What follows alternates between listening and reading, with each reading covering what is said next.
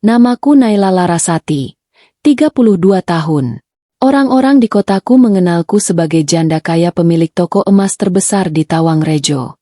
Mereka menyebutku, Bu Naila, dengan nada penuh penghormatan, seolah-olah hidupku selalu sempurna.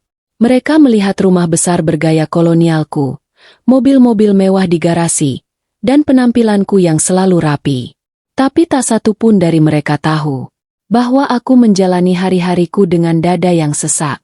Putriku, Aluna, sakit keras. Sudah lebih dari 6 bulan tubuh kecilnya melemah. Aku masih ingat kata-kata dokter terakhir yang kudatangkan dari Jakarta. Bu Naila, kami sudah berusaha. Penyakitnya rumit. Kami hanya bisa berharap kondisi stabil. Harapan? Apa itu, harapan? Kalau setiap malam aku melihat putriku menangis kesakitan? Pagi itu, aku duduk di ruang tamu dengan tubuh lemas. Asistenku, Wati, datang mendekat sambil memegang nampan teh. Bu, diminum dulu. Ibu belum makan dari pagi. Aku tidak merespons. Rasanya tenggorokanku terlalu berat untuk menelan apapun. Mataku menatap kosong ke arah jendela besar. Hujan tipis turun, membuat suasana terasa semakin sendu. Wati ragu-ragu, lalu menghela napas pelan. Bu, maaf kalau saya lancang. Di depan rumah ada seorang tukang obat jalanan.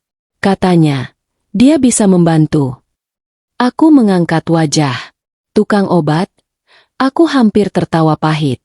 Wati menelan ludah. Iya, Bu. Dia bilang hanya ingin mencoba. Tapi, kalau ibu tidak berkenan, akan saya usir sekarang. Aku menutup wajah dengan kedua tangan. Betapa ironisnya hidup.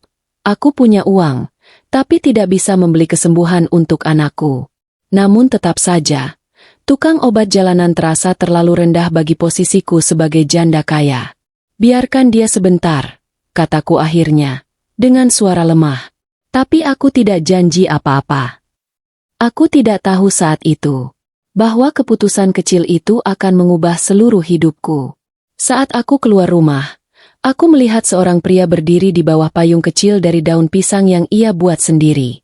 Usianya sekitar 30-an, kulitnya sawo matang, wajahnya teduh, dan pakaiannya sangat sederhana. Kaos kusam, celana kain, serta sandal jepit yang sudah menipis. Di pundaknya tergantung tas kain lusuh berisi botol-botol jamu. Tapi pandangannya jernih, tenang, tidak seperti penipu. Dia langsung membungkuk sopan. Selamat pagi, Bu. Nama saya Raka. Saya datang karena mendengar ada anak kecil yang sedang sakit. Aku memelototinya dari ujung rambut sampai ujung kaki. Apa kamu pikir penyakit anakku bisa disembuhkan hanya dengan ramuan jalanan begitu? Nada bicaraku tajam. Aku tahu itu. Tetapi dia tidak sedikit pun terlihat tersinggung. Ibu, saya tidak menjamin apapun. Tapi saya ingin mencoba membantu. Kalau tidak berhasil, saya pergi tanpa minta apa-apa. Aku terdiam beberapa detik. Tidak minta apa-apa? Jarang sekali orang berani mengatakan itu kepadaku. Apalagi kaum kecil. Aku memeluk kedua lenganku, sedikit menahan dingin.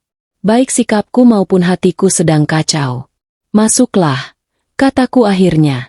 Tapi kalau kamu melakukan hal aneh sedikit saja, aku akan mengusirmu. Dia hanya tersenyum lembut. Saya mengerti, Bu. Entah kenapa, senyum itu membuat jantungku bergetar samar. Sudah lama aku tidak melihat senyum yang benar-benar tulus. Kami masuk ke kamar Aluna.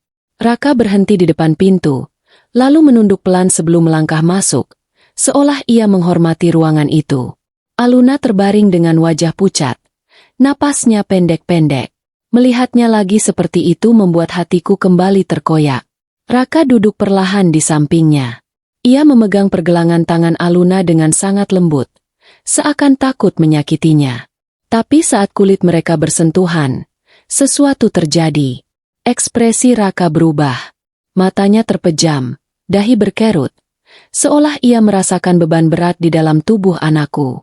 Aku mendekat, cemas. Kau kenapa?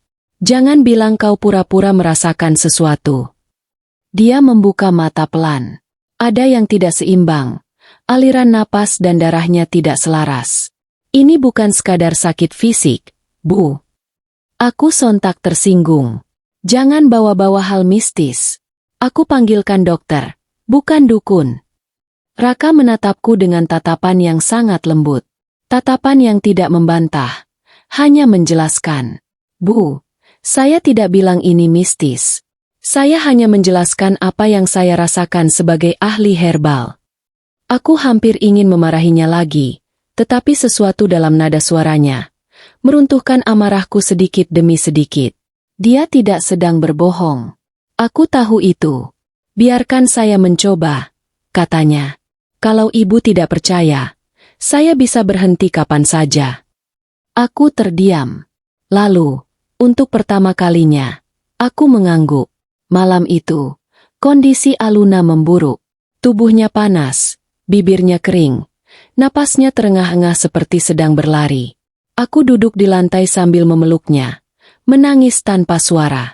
Raka masuk perlahan, membawa semangkok ramuan.